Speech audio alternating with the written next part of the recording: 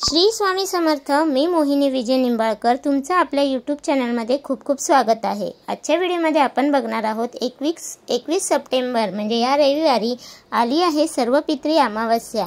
या दिशेकडे तोंड करून लावा एक दिवा, तुमच्या आयुष्यातल्या सर्व बाधा अडचणी समस्या या दूर होतील। या पक्ष पंधरवडा सुरू आहे। सर्वजण आपल्या पितृंना प्रसन्न करून घेण्यासाठी श्राद्ध करत असतात। या दिवसात आपले पूर्वज पृथ्वी लोकांवर येऊन भोजन ग्रहण करत असतात। असे मान्यता येते की विविध रूपाने येऊन ते आपले भोजन ग्रहण करत असतात। प्राण्याच्या किंवा पक्षाच्या स्वरूपात येऊन जात असतात। त्याचबरोबर पितृंना प्रसन्न करून घेण्यासाठी विविध उपाय सुद्धा केले जातात।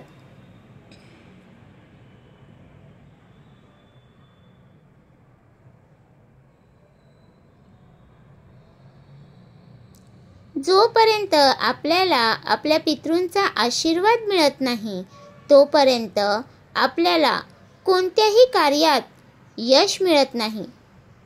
जर पितृ आपल्यावर नाराज असतील तर आपल्याला देवांचा सुद्धा आशीर्वाद प्राप्त होत नाही। सर्व प्रकारच्या समस्यांना सामोरे जावे लागते। बऱ्याच वेळेस आपल्याला आर्थिक समस्या जाणवत असतात। कोणत्याही शुभ कार्य हाती घेतले तर त्यात काहीतरी विघ्न येत राहतात।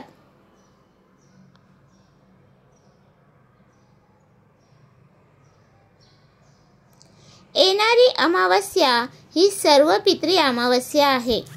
हा दिवस पक्ष पंधरवडाचा शेवटचा दिवस आहे।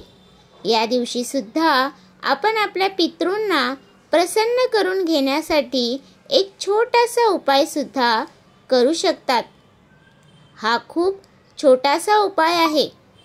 तो तुम्ही केला तर त्याचे खूप चांगले लाभ आपल्याला मिळू शकतात। आणि एकदा आपल्या पितृंना म्हणजे आपल्या पितृंचा आशीर्वाद मिळाला की आपले सर्व काम व कार्य कोणतेही अडथळे न येता पूर्ण होतात।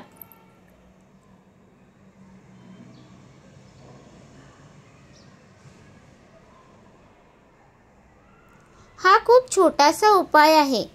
तो पक्ष पंधरवडा ज्या दिवशी संपतो म्हणजे सर्वपित्री अमावस्या दिवशी करायचा आहे। एक दिवा आपल्याला कोणत्याही पाण्याच्या साठ्याजवळ लावायचा आहे। म्हणजे नदी, विहीर किंवा एखादे तळे या ठिकाणी आपल्याला एक दिवा प्रज्वलित करायचा आहे। हा दिवा तेलाचा किंवा तुपाचा लावला तरी सुद्धा चालेल। फक्त एक दिवा लावायचा आहे आणि आपल्या सर्व समस्या कमी होतील। दिवा कसा लावावा याबद्दल थोडी माहिती जाणून घेऊयात। हा जो दिवा आहे तो दक्षिण दिशेला तोंड करून लावायचा आहे। कारण दक्षिण दिशा ही पितृंची दिशा आहे किंवा यमदेवाची दिशा असे आपण मानतो। हा दिवा प्रदोषकाळी प्रज्वलित करायचा आहे। प्रदोषकाळ म्हणजे सायंकाळी सूर्य मावळल्यानंतर हा दिवा लावायचा आहे। आपण या पितृपक्षात जे काही अन्न देतो ते आनंदाने ग्रहण करून पितृ या दिवशी म्हणजे सर्वपित्री अमावस्या दिवशी स्वगृही परत जातात। तर तुम्हाला हा माझा व्हिडिओ कसा वाटला प्लीज कमेंट करून नक्की सांगा। व्हिडिओ आवडला असेल तर लाईक करा, कमेंट करा आणि शेअर करायला विसरू नका। आणि तुम्ही अजूनपर्यंत आपल्या चॅनलला सबस्क्राईब केलं नसेल तर प्लीज जाऊन चॅनलला नक्की सबस्क्राईब करा। कारण आपल्या चॅनलवरती तुम्हाला आध्यात्मिक माहिती आणि स्वामी महाराजांचे व्हिडिओ बघायला भेटतात। तर भेटूया उद्या एका नवीन व्हिडिओ सोबत। श्री स्वामी समर्थ।